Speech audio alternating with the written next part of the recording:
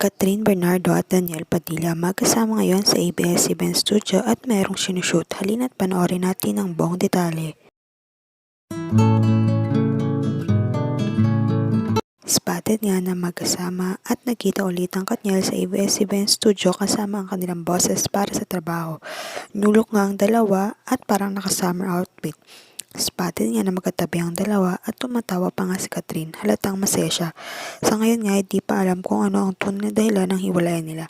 Ngayon na magkasama sila para sa trabaho at di pa alam kung anong ginagawa nila ngayong project. Ito ang first time na magkasama ang Katniel sa 2024. Madaming fans nga ang kinilig ulit sa kanilang dalawa. Maraming fans ang gustong magkabalikan ulit sila pero marami ring ayaw dahil ayaw na masaktan si Catherine kay Daniel.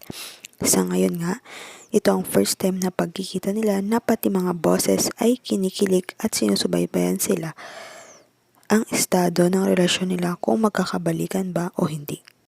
Sa ngayon, huwag kalimutang mag-like at subscribe sa aking YouTube channel, Celian Beats, para updated kayo sa celebrity issues at ganaps. Maraming salamat po sa panonood.